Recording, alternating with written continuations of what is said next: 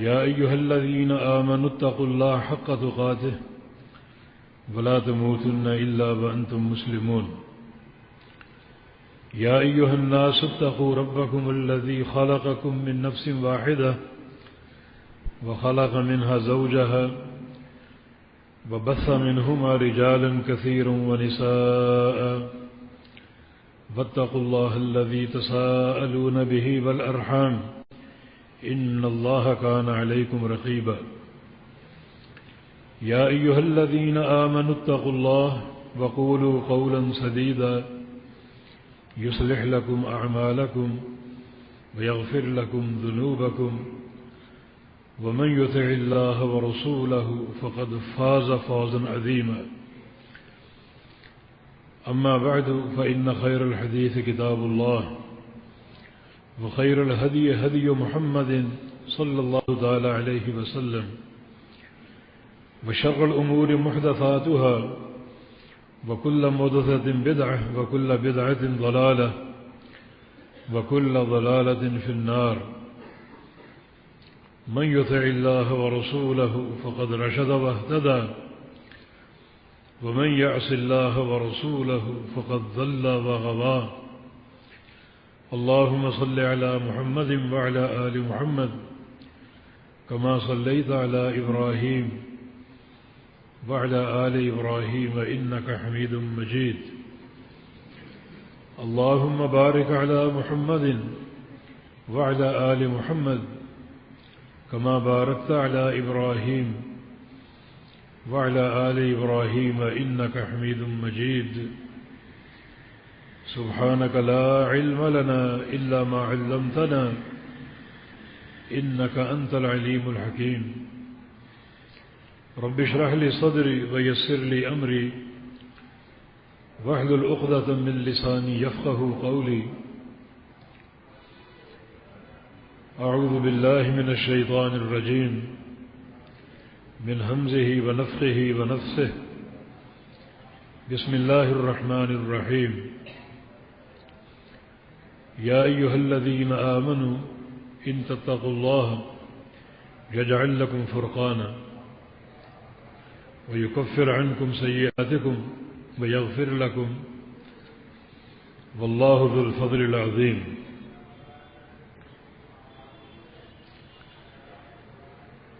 دین اسلام میں بعض اصطلاحات ایسی ہیں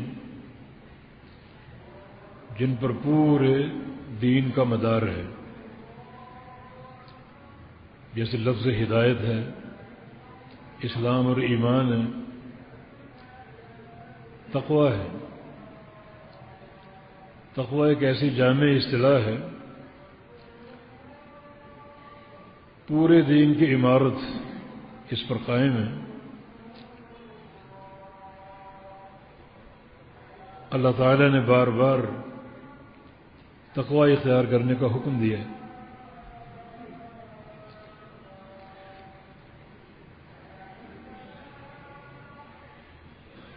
اور تقوی ایک ایسی دعوت ہے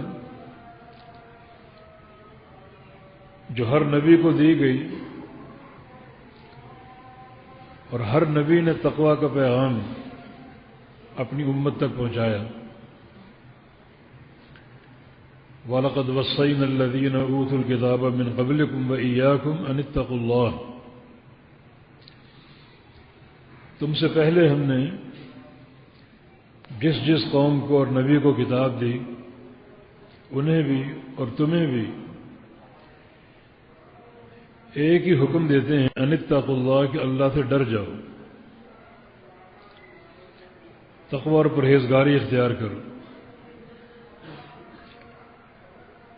نوح علیہ السلام کی دعوت کا خلاصہ تین چیزیں تھیں، ان اعبدوا اللہ واتقوہ واطیعون، ایک اللہ کی عبادت کرو، کسی کو شریک نہ ٹھہراؤ، اور اس کا خوف اور تقوی اختیار کر لو، اور میرے فرما بردار بن جاؤ۔ یعنی عبادت ایک اللہ کی، طریقہ عبادت کا میرا، اور یہ سارا معاملہ تقوی کی بنیاد پر ہو، اللہ تعالیٰ کے خوف کی بنیاد پر۔ والعاقبۃ للتقوی، ہر معاملے کا بہتر انجام تقوی پر ہے۔ اعدت للمتقین، جنت اہل تقوی کے لیے ہے۔ ومن یتق اللہ یجعل له من امرہ یسرا، جو اللہ کا خوف اور تقوی اختیار کرے گا اللہ تعالیٰ اس کے سارے کام آسان کر دے گا۔ ومن یتق اللہ یجعل له مخرجا ویرزقہ من حیث لا یحتسب، جو تقوی اور پرہیزگاری اختیار کرے گا اللہ تعالیٰ اسے ہر مشکل سے نکال دے گا اور ایسے مقام سے روزی دے گا جہاں اس کا وہم و گمان بھی نہ ہو۔ ومن یتق اللہ یکفر عنہ سیئاتہ ویعظم له اجرا، جو تقوی اور پرہیزگاری اختیار کرے گا اللہ تعالیٰ اس کے سارے گناہ معاف کر دے گا اور بہت بڑا اجر اس کو عطا فرمائے گا۔ آج جو آیت کریمہ آپ نے سنی ہے سورہ انفال کی، اس میں تقوی کے 4 فائدے بیان ہوئے ہیں، اور اللہ تعالیٰ اپنے بندوں سے مخاطب ہے اور بندوں سے کہہ رہا ہے اگر تم میرا خوف اختیار کر لو، تقوی اور پرہیزگاری اختیار کر لو اور مجھ سے ڈر جاؤ تو تمہیں 4 فائدے حاصل ہوں گے۔ یا ایھا الذین آمنوا، اے وہ لوگو جو ایمان لا چکے ہیں، جو ایمان لا کر یہ دعویٰ کر چکے ہیں کہ اللہ تعالیٰ سچا ہے اور اللہ کا رسول سچا ہے، اللہ اور اس کے رسول کا ہر فرمان حق ہے، ہر خبر سچی ہے، کیونکہ ایمان اس تصدیق کے بغیر قابل قبول نہیں ہے۔ ایمان باللہ جو ہے اللہ تعالیٰ کی عبادت اور اس کی اطاعت کے بغیر قابل قبول نہیں ہے، اور ایمان بالرسول رسول اللہ صلی اللہ علیہ وسلم کی اطاعت کے بغیر قابل قبول نہیں ہے۔ تو یا ایھا الذین آمنوا، اے وہ لوگوں جو ایمان لا چکے، اللہ اور اس کے رسول کو سچا جان چکے، اللہ اور اس کے رسول کے ہر فرمان کی تصدیق کر چکے اور اللہ اور اس کے رسول کی مکمل اطاعت کا دعویٰ کر چکے، ان تتقوا اللہ، اگر تم اللہ تعالی سے ڈر جاؤ اور اس کا خوف اختیار کر لو، متقی اور پرہیزگار بن جاؤ، تو 4 نعمتیں تمہاری منتظر ہیں۔ یجعل لکم فرقانا، ایک اللہ تعالیٰ تمہیں فرقان دے گا، فرقان، ان تتقوا اللہ، اگر تم اللہ تعالیٰ سے ڈر جاؤ۔ اللہ تعالیٰ کی خشیت اور اس کے خوف کا معنی 3 چیزوں کے ساتھ ہے۔ ایک یہ کہ اللہ تعالیٰ کی پوری اطاعت کرو، ہر حکم کو مانو، ہر فرمان کو مانو، اور ظاہر ہے کہ اللہ تعالیٰ کی اطاعت کی ترجمانی کرنے والے محمد مصطفیٰ علیہ السلام، من یطیع الرسول فقد اطاع اللہ، رسول کی اطاعت کرنے والا در حقیقت اللہ کی اطاعت کر رہا ہے۔ یہ تقوی کا پہلا معنی ہے۔ اور دوسرا معنی یہ ہے ہر گناہ سے بچو، بڑے سے بڑا گناہ، چھوٹے سے چھوٹا گناہ۔ اکبر الکبائر شرک، شرک سے بچو۔ پھر بدعت کا نمبر ہے، ابلیس کو سب سے زیادہ ان دو گناہوں سے محبت ہے۔ اس کی چاہت یہ ہوتی ہے کہ بندہ چور نہ بنے، زانی نہ بنے، ڈاکو نہ بنے، شرک کرنے والا بن جائے، بدعتی بن جائے، کیونکہ یہ دو گناہ ایسے ہیں کہ ان کی موجودگی میں کوئی نیکی قابل قبول نہیں ہوتی۔ جس بندے کو وہ شرک یا بدعت کے جال میں پھنسا لے تو اس کو چھوڑ دیتا ہے کہ جاؤ بیٹا، جا کے حج کرو، عمرے کرو، راتوں کو اٹھ کے تہجد پڑھو، یتیم خانے بناؤ، مسجدیں بناؤ، بے تحاشا مال خرچ کرو، جاؤ، اب مجھے کوئی پرواہ نہیں، کیونکہ شرک یا بدعت کی موجودگی میں کوئی نیکی قابل قبول نہیں ہے۔ سفیان ثوری ایک بہت بڑے محدث گزرے ہیں، ان کا قول ہے کہ البدعۃ احب یا ابلیس من المعصیہ، ابلیس کو ہر گناہ سے زیادہ بدعت سے پیار ہے۔ گناہ کی بے تحاشا اقسام ہیں، مگر سب سے خطرناک جو قسم ہے وہ بدعت ہے، اور پھر شرک ہے۔ ہر بندے پر وہ یہ دو جال پہلے پھینکتا ہے، اور کسی جال میں اگر پھنسانے میں کامیاب ہو جائے تو اس سے مطمئن ہو جاتا ہے، کیونکہ شرک یا بدعت کی موجودگی میں کوئی نیکی قابل قبول نہیں ہے۔ سنن دارمی کی حدیث کے مطابق وہ لوگ جو مسجد میں حلقہ بنائے بیٹھتے، بصرہ کی مسجد میں، اور اجتماعی ذکر کر رہے تھے، سامنے گٹھلیوں کے ڈھیر لگے ہوئے، ایک ان کا امیر ہے اور وہ حکم دیتا کہ 100 دفعہ سبحان اللہ کہو، 100 دفعہ الحمدللہ کہو، اور لوگ بلند آواز سے اجتماعی طور پر وہ ذکر شروع کر دیتے۔ ابو موسیٰ اشعری نے یہ دیکھا،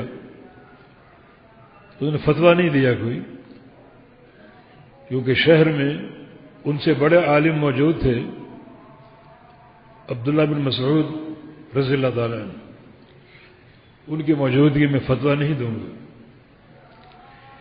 یہ تو آج کے دور کی جرتیں ہیں، دو لفظ پڑھے نہیں اور مفتی بن گئے، مگر وہ ابو موسیٰ اشعری نبی علیہ السلام کے صحابی، بے شمار ان کی مناقب ہیں، سوچتے ہیں کہ جب عبداللہ بن مسعود موجود ہیں، مجھ سے بڑے صاحب علم، تو میں فتویٰ کیسے دوں؟ ان کے پاس آ گئے کہ مسجد میں ایک نئی چیز میں نے دیکھی ہے، بظاہر اچھی ہے، آپ بھی آ کر دیکھیں، حکم لگائیں اس میں۔ جناب عبداللہ پہنچ گئے اور ان کا وہ سلسلہ جاری تھا، وہ سرکل چل رہا تھا ان کا، 100 دفعہ سبحان اللہ، 100 دفعہ الحمدللہ، 100 دفعہ لا الہ الا اللہ، اور 100 دفعہ اللہ اکبر۔ حالانکہ چاروں اذکار بڑے قیمتی،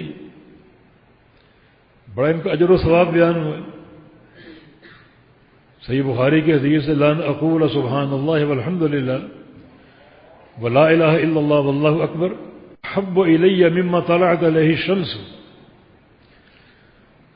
اگر یہ چار کلمات میں ایک دفعہ کہہ لوں تو مجھے ہر اس چیز سے زیادہ محبوب ہیں جس چیز پر سورج کی دھوپ پڑتی، اور دھوپ کہاں نہیں جاتی، کہ چار کلمات ایک دفعہ پڑھ لینا پوری دنیا سے قیمتی اور پوری دنیا سے محبوب ہے، بڑا ان کا اجر ہے۔ نبی علیہ السلام نے ایک سوکھی شاخ پر اپنی چھڑی ماری تو پتے جھڑ گئے، فرمایا کہ میں کچھ کلمات ایسے جانتا ہوں، اگر تم وہ پڑھ لو تو تو اس شاخ کی طرح تمہارے گناہ جھڑ جائیں، تم گناہوں سے پاک صاف ہو جاؤ۔ بھی 4 کلمات سبحان اللہ والحمد للہ ولا الہ الا اللہ واللہ اکبر۔ اور ایک موقع پر آپ نے فرمایا تھا خذوا جنتکم، اپنی ڈھالیں پکڑ لو۔ تو صحابہ چاروں طرف دیکھنے لگے کہ ڈھال تو دشمن کے مقابلے میں استعمال ہوتی، لڑائی میں۔ تو دشمن آ گیا، کوئی حملہ آور ہونے والا ہے۔ عرض کیا کہ کوئی دشمن تو دکھائی نہیں دے رہا، یہ ڈھال کون سی؟ فرمایا کہ جنتکم من النار، یہ ڈھال دشمن سے بچاؤ کی نہیں ہے بلکہ جہنم سے بچاؤ کی۔ عرض کیا کہ وہ کون سی ڈھال ہے؟ فرمایا کہ سبحان اللہ والحمد للہ ولا الہ الا اللہ واللہ اکبر۔ یہ جہنم کے مقابلے میں ڈھال ہیں، کثرت سے یہ ذکر کرو۔ آگے رمضان آ رہا ہے، روزہ بھی ڈھال ہے، اللہ کی توفیق سے 2 ڈھالیں آپ کے ہاتھ میں آ جائیں گی۔ نبی علیہ السلام کی حدیث ہے کہ مقدمات ومؤخرات ومجنبات، یہ 4 کلمات قیامت کے دن بندے سے آگے، اس کے پیچھے اور دائیں اور بائیں چلیں گے۔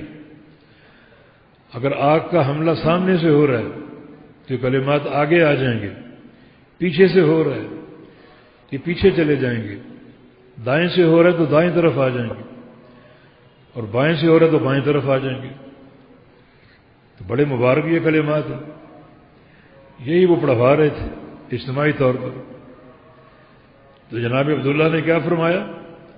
لقد جئتم ببدعۃ ظلما، تم نے میرے نبی کے دین پر ظلم کرتے ہوئے ایک بدعت کو جاری کیا ہے۔ الفاظ حق ہیں، الفاظ ثابت ہیں، طریقہ ثابت نہیں۔ نبی علیہ السلام نے ایسا کوئی اجتماعی ذکر نہیں کروایا اور بلند آواز سے نہیں کروایا، ذکر اپنا اپنا کرو بس، یہ طریقہ ثابت نہیں۔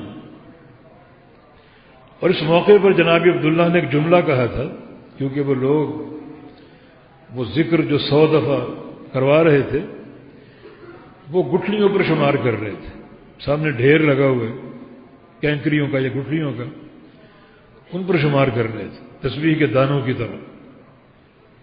فرمایا تھا کہ عدوا سیئاتکم، جو کام تم کر رہے ہو مسجد میں، ذکر اجتماعی کر رہے ہو، اس سے بہتر یہ ہے کہ باہر نکل جاؤ اور جا کر گناہ کرو،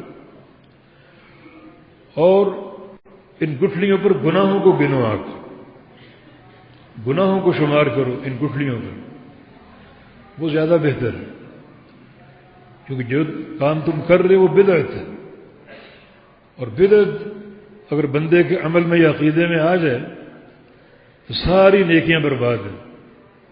لیکن گناہ اگر کرو گے تو گناہ اپنی جگہ اور نیکیاں اپنی جگہ، گناہوں سے نیکیاں برباد نہیں ہوتی۔ قیامت کے دن ہوگا، دونوں کو تولا جائے گا، ایک پلڑے میں گناہ ہوں گے، ایک میں نیکیاں ہوں گی۔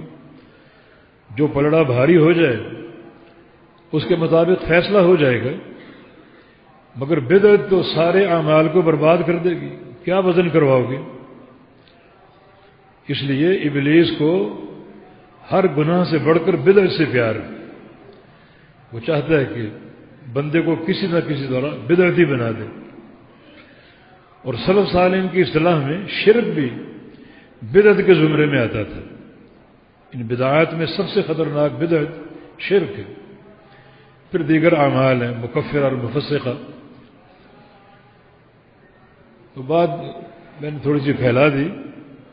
ان تتقوا اللہ، اگر تم تقوی اختیار کر لو، تقوی کا ایک معنی اللہ تعالیٰ کی پوری اطاعت کا، دوسرا معنی ہر گناہ سے بچنے کا، چھوٹا گناہ ہو بڑا گناہ ہو، کیونکہ تقوی کا مادہ وقایا ہے، واو قاف یا، اس میں لغوی اعتبار سے بچاؤ کا معنی ہے، یعنی تقوی کا معنی بچنا، متقی کا معنی بچنے والا۔ کس چیز سے؟ گناہوں سے، معصیتوں سے، شرک سے، بدعت سے، ان گناہوں سے جن کا تعلق انسان کے دل سے ہے، جن کا تعلق انسان کی زبان سے، جن کا تعلق انسان کے دیگر اعضاء سے، ان سے بچاؤ اختیار کرنے والا یہ متقی ہے۔ ان تتقوا اللہ، اگر تم اس انداز میں اللہ کا تقوی اختیار کر لو اور خوف اختیار کر لو۔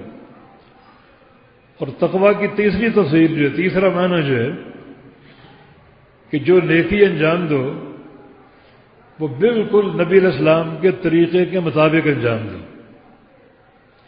بعض صحابہ نے نیکیاں اپنے لیے خود منتخب کر لیں۔ وہ 3 صحابہ کا قصہ صحیح بخاری میں، ایک نے یہ انتخاب کر لیا کہ رات بھر تہجد پڑھوں گا، جتنی میری زندگی ہے، 50 سال ہو، 100 سال ہو، کبھی ایک لمحہ سو کر نہیں گزاروں گا۔ نیکی بہت عمدہ ہے۔ دوسرے نے زمانے بھر کے روزوں کا ارادہ کر لیا، کبھی ناغہ نہیں کروں گا۔ اور تیسرے نے گھر بار چھوڑ دینے کا اور مسجد کے مستقل اعتکاف کا، جتنی زندگی، جنازہ یہیں سے نکلے گا۔ جب نبی علیہ السلام کو اس کا علم ہوا تو آپ کیا خوش ہوئے کہ کیا میری تربیت کے آثار ہیں؟ نہیں، فاحمر وجہ النبی صلی اللہ علیہ وسلم، آپ کا چہرہ غصے سے سرخ ہو گیا، کأنما فقع علی وجہہ حب الرمان، لگتا تھا کہ سرخ انار پورا کا پورا آپ کے چہرے پر نچوڑ دیا گیا۔ اس موقع پر آپ نے یہ جملہ کہا تھا، انی اعلمکم باللہ، سب سے زیادہ اللہ کو میں جانتا ہوں اور اس کے دین کو میں جانتا ہوں، واتقاکم لہ، اور سب سے بڑا متقی میں ہوں، سب سے بڑا پرہیزگار میں ہوں۔ تم کیا چاہتے ہو کہ اپنا چنا ہوا راستہ اختیار کر کے تم متقی بن جاؤ گے؟ نہیں، سب سے بڑا متقی میں ہوں، تو میں متقی کیسے بنا؟ میں متقی کیسے بنا؟ ایک راستے پر چل کر، ایک طریقے کو اختیار کر کے، اسی راہ پر تم چلو گے تو تقوی آئے گا۔ لن تجد لسنت اللہ تبدیلا، اللہ کی سنت تبدیل نہیں ہوتی۔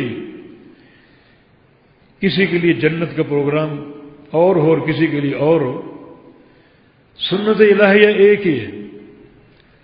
تو جس راستے کو تم نے منتخب کیا، تم نے 50 سال تہجد کا اہتمام کیا اور پوری رات ایک لمحہ نہیں سوئے، زمانے بھر کے روزے رکھ لیے، ایک ناغہ نہیں کیا، عمر بھر کا مسجد کا اعتکاف کر لیا اور گھر بار سب چھوڑ دیا، یہ تمہاری اختراع ہے، تمہارا اختیار ہے، میرا راستہ نہیں ہے۔ اس راہ پر چل کر تقوی نہیں آئے گا، تقوی میری پیروی میں آئے گا۔ سب سے بڑا متقی میں ہوں، جس راہ پر چل کر میں متقی بنا، اسی راہ پر چلو گے تو تقوی آئے گا، ورنہ نہیں۔ اور تم کیا بات کر رہے ہو؟ یہ راستہ تم نے چن لیا، بڑا خوبصورت ہے، سن لو، من راغب عن سنتی فلیس منی، اس راہ پر چلتے رہے تو تمہارا میرے دین سے، میری جماعت سے کوئی تعلق نہیں ہوگا، خارج ہو تم۔ بات صحابہ سے کہی جا رہی، میں اور آپ کس بات کی مولی کہ ہم صحابہ سے بڑھ کر اللہ کے لاڈلے ہیں، ہم جو چاہے بدعات اور خرافات کرتے رہیں، کوئی فرق نہیں پڑے گا۔ صحابہ کو تنبیہ اور تحذیر دی جا رہی کہ اس راہ پر اگر تم چلتے رہے میرے دین سے خارج ہو۔ یہ تقوی کی 3 تفسیریں ہیں۔ ان تتقوا اللہ، اگر تم اللہ سے ڈر جاؤ تو 4 نعمتیں تمہاری منتظر ہیں۔ یجعل لکم فرقانا، اللہ تمہیں فرقان دے گا، فرقان، فرقان یا فرق، فا را قاف اس کا مادہ ہے، فرق، فرق کا معنی آپ جانتے ہیں، فرقان اسی سے، فرقان کے حروف زیادہ ہیں، اس میں مبالغہ ہے، زیادہ فرق۔ بہت ہی فرق. اللہ تعالیٰ تمہیں فرقان دے دے گا اگر تم تقوی اختیار کر لو. فرقان کی تفسیریں علماء سلف سے مختلف منقول ہیں، مگر سب کی مراد ایک ہی ہے. امام مجاہد رحمہ اللہ ابن عباس کے شاگرد ہیں رضی اللہ عنہما، بتائیں کہ یجعل لکم فرقانا اے نجاتا، تمہیں اللہ نجات دے دے گا. فرقان کا معنی نجات. نجات عام ہے، دنیا میں، قبر میں، آخرت میں، ہر مقام پر نجات ملے گی اگر تم صحیح معنی میں تقوی اختیار کر لو، متقی بن جاؤ.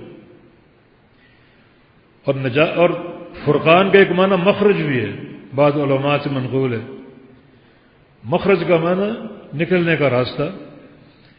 مشکلات میں گھرے ہو، پھنسے ہو تو اللہ نکال دے گا تقوی کی برکت سے.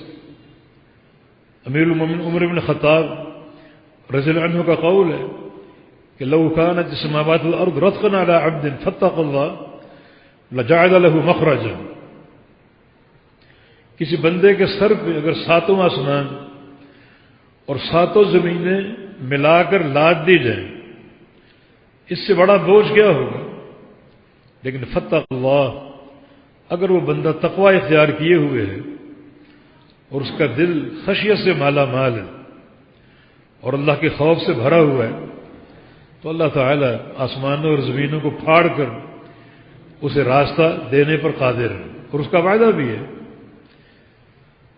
اس کا وعدہ بھی یجعل لکم فرقانا اے مخرجا، اگر تقوی اختیار کرو گے تمہیں مخرج مہیا ہوگا، نکلنے کا راستہ مہیا ہوگا. اور فرقان کا تیسرا معنی اسی لفظ سے ماخوذ ہے جو لغت میں فرق. اللہ تمہارے دل میں فرق ڈال دے گا، اور یہ فرق سمجھو کہ سب سے بڑی نعمت ہے. تم حق و باطل میں فرق کر سکو گے، جائز اور ناجائز میں فرق کر سکو گے، جنت اور جہنم کے راستے میں فرق کر سکو گے، اللہ کی رضا اور اس کی ناراضگی کے معاملے میں فرق کر سکو گے. یہ فرق اللہ تعالیٰ خاص طور پہ آپ کے دل میں ڈال دے گا، الجھنوں سے بچائے گا، شک و شبہ سے بچائے گا، اور آپ کی زندگی بصیرت اور یقین کی آئینہ دار بن جائے گی. یقین جب فرق آ گیا یہ حق اور یہ باطل ہے تو آپ نے حق اختیار کر لیا. یہ رشد و ہدایت اور یہ ضلالت ہے تو آپ نے ہدایت کو منتخب کر لیا. یہ راستہ اللہ کی رضا کا اور یہ اللہ کی ناراضگی کا، آپ نے اللہ کی رضا کا راستہ چن لیا. تو یہ یقین کا راستہ ہے، یقین کا سفر ہے. قبر جو پہلی گھاٹی ہے اس میں یہ کامیابی کی اساس ہے. فرشتے پوچھیں گے مر رب، رب کون ہے، دین کیا ہے اور نبی کون ہے؟ جواب ہے کہ ربی اللہ، میرا رب اللہ ہے. یہ جواب کوئی جملہ نہیں ہے، اس جواب کے پیچھے اس کی 70-80 سالہ جو عمر تھی اس کا عقیدہ شامل ہے. اس نے پوری زندگی کس کو رب مانا، کون اس کا مشکل کشا تھا، کس کو داتا مانا، کس کو غریب نواز مانا، کس کو دستگیر مانا، کس کو خالق اور مالک مانا. 70-80 سال کا عقیدہ اس کے پیچھے کار فرما ہے. اور اگر ربوبیت میں خلل آ گیا تو اس کا جواب نہیں دے پائے گا. دین کیا ہے؟ دین اسلام ہے. یہ جواب کون دے گا؟ جس کی پوری زندگی اسلام پر ہو. جب بھی دیکھا اسلام کو دیکھا، جب بھی جھانکا اسلام کی طرف جھانکا. اور تیرا نبی کون ہے؟ میرا نبی محمد ہے صلی اللہ علیہ وسلم. پوری زندگی اسی کی اطاعت کی، اسی کی اتباع کی. پیچھے پوری دنیا اس کو پکارنے والی ہو، ان کی طرف جھانک کر نہ دیکھا ہو. ایسا ٹھوس عقیدہ. وہ کہے گا نبی محمد، میرا نبی محمد ہے صلی اللہ علیہ وسلم. فرشتے اس کو شاباش دیں گے اور ایک جملہ کہیں گے عدل یقین کنتا وعلیہ متا وعلیہ تبعث یوم القیامہ، شاباش، تو یقین پر تھا، تیری زندگی یقین کے آئینہ دار تھی، کوئی شک و شبہ نہ تھا، اسی یقین پر تو مرا، قبر میں یقین تیرے ساتھ ہوگا، وعلیہ تبعث یوم القیامہ، اور جب قیامت کا حشر ہوگا تو اس یقین کو لے کر اٹھے گا۔ یہ سارا یقین کا سفر جس کی منزل جنت ہے، یہ فرقان، اس فرق سے یقین حاصل ہوتا ہے، اور جو بندہ جواب نہیں دے پائے گا فرشتوں کی مار پڑے گی اسے، اور فرشتے کہیں گے شک کے کنتا وعلیہ مت وعلیہ تبعث یوم القیامہ، تیری زندگی شک پر گزری، شک پر تو مرا، اسی شک کو لے کر اٹھے گا قیامت کے دن۔ فرقان نہیں ہے، فرق نہیں ہے، حق و باطل میں فرق، یہ ایک عظیم الشان نعمت ہے۔ اللہ سے ڈر جاؤ تو تمہیں فرقان حاصل ہوگا۔ عبداللہ بن عباس کا قول ہے، ایک طرف تقوی اور ایک طرف فرقان ہے۔ تقوی ایک درخت کا نام ہے اور فرقان اس کا پھل ہے۔ فرقان اس درخت کا پھل، اس کا میوہ ہے۔ تقوی اختیار کرو گے، یہ پھل چن لو گے تم، فرقان کا پھل، حق و باطل میں تمیز کا فرق چن لو گے تم۔ اور میں سمجھتا ہوں کہ یہ جو فرق ہے یہ کتاب و سنت سے حاصل ہوتا ہے، تو اللہ کی توفیق، کتاب و سنت کی آسانی اللہ تعالیٰ عطا فرما دے گا۔ قرآن کا فہم، حدیث کا فہم، ایک مقام پر اللہ کا فرمان، تبارک الذی نزل الفرقان علی عبدہ لیکون للعالمین نذیرا، وہ ذات بابرکت جس نے اپنے بندے پر فرقان اتارا۔ فرقان سے مراد قرآن، اللہ کی کتاب۔ یہ فرق کی نعمت فرقان سے ملتی ہے، قرآن سے ملتی۔ اللہ تعالیٰ قرآن کا فہم دیتا ہے، اللہ تعالیٰ باطل راستوں سے بچاتا ہے، باپ دادا کی پیروی، قوم برادری کی پیروی، فلاں کی پیروی، فلاں کی پیروی، اللہ تعالیٰ سب سے ناتا توڑ کر فرقان کی طرف اس کی توجہ پھیر دیتا ہے۔ تو قرآن فرقان ہے، حق و باطل میں تمیز کرنے والا، جنت اور جہنم کے راستے کے فرق کو سمجھانے والا۔ دوسرا فرق محمد مصطفیٰ علیہ السلام، صحیح بخاری کی حدیث ہے، آپ سو رہے تھے، فرشتے آئے ایک مثال لے کر اللہ تعالیٰ کی طرف سے۔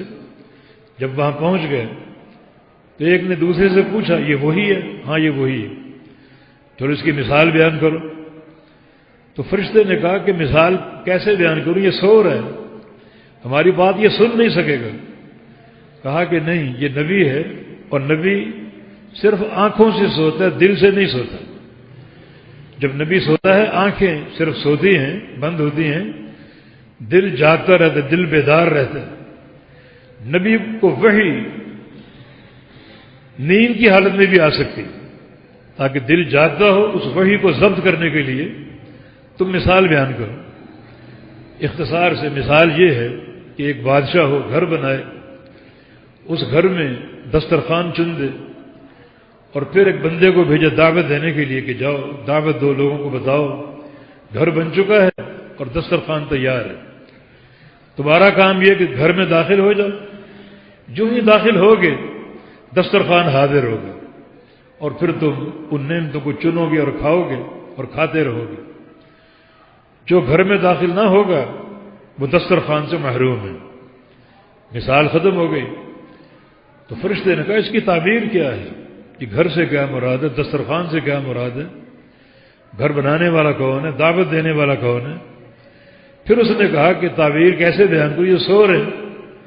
پھر فرشتے نے جواب دیا کہ دل جاگ رہا ہے ان کا، تم تعبیر کرو، اس مثال کی تشریح کرو۔ تشریح یہ کی اختصار سے، گھر بنانے والا اللہ ہے، بادشاہ، احکم الحاکمین، اور گھر دین اسلام ہے، دسترخوان جنت ہے، دعوت دینے والا محمد ہے صلی اللہ علیہ وسلم۔ اللہ نے گھر بنا دیا، دسترخوان ڈال دیا، اور داعی کو بھیج دیا جاؤ دعوت دو جا کر۔ جس نے اس داعی کی دعوت کو قبول کر لیا وہ گھر میں داخل ہوا، یعنی اسلام میں آ گیا، اور جو اسلام میں آ گیا وہ جنت میں داخل ہوگا، دسترخوان پر بیٹھے گا اور ابدی نعمتیں کھائے گا۔ اور جس نے اس داعی کی دعوت کو قبول نہ کیا وہ اس گھر میں داخل نہیں ہوگا، اسلام میں داخل نہیں ہوگا، نہ وہ دسترخوان پر بیٹھ سکے گا، اس کے لیے عذاب ہی عذاب ہے۔ آگے فرشتوں کے تاریخی جملے ہیں، من اطاع محمدا فقد اطاع اللہ ومن عصى محمدا فقد عصى اللہ صلی اللہ علیہ وسلم۔ جس نے محمد کریم صلی اللہ علیہ وسلم کی اطاعت کر لی اس نے اللہ کی اطاعت کر لی، اور جس نے محمد کریم صلی اللہ علیہ وسلم کی نافرمانی کر لی اس نے اللہ کی نافرمانی کر لی۔ محمد فرق بین الناس، لوگوں میں فرق، یہ ایک ہی شخصیت ہے محمد کریم صلی اللہ علیہ وسلم۔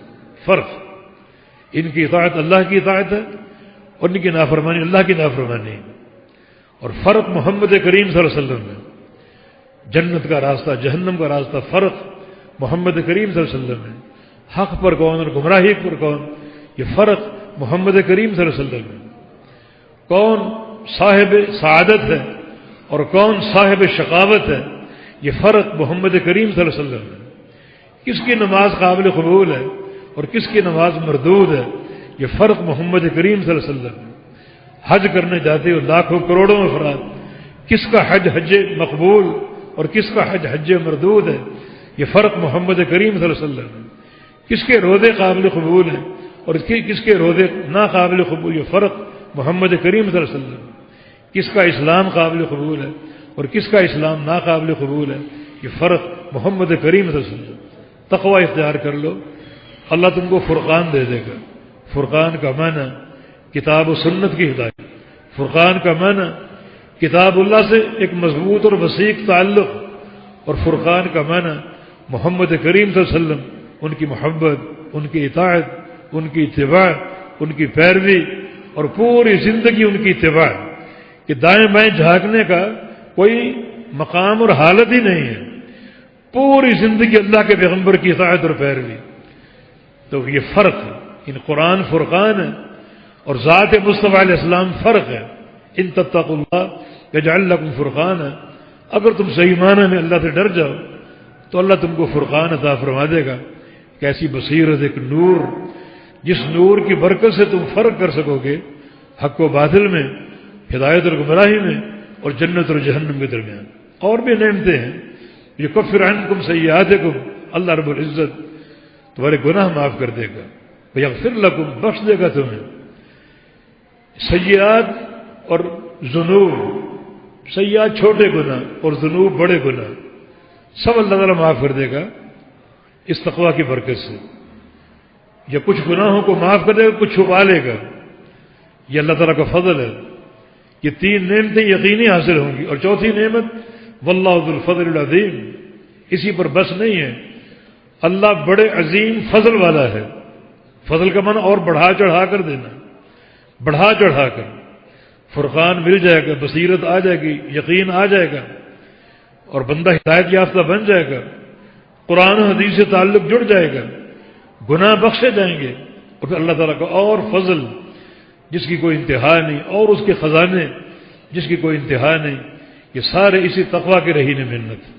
اللہ پاک سے توفیق کی دعا ہے، اللہ ہمارے دلوں کو تقوی سے بھر دے، ظاہر و باطن کو تقوی کے نور سے منور فرما دے، اللہ ہمیں اپنا پرہیزگار بندہ بننے کی اور متقی بننے کی توفیق عطا فرما دے، اور تقوی کے جو بھی فائدے ہیں دنیا اور آخرت کے اللہ پاک ہمیں عطا فرما دے، اللہ ہمیں فرقان کی نعمت سے مالا مال فرما دے، اللہ ہمارے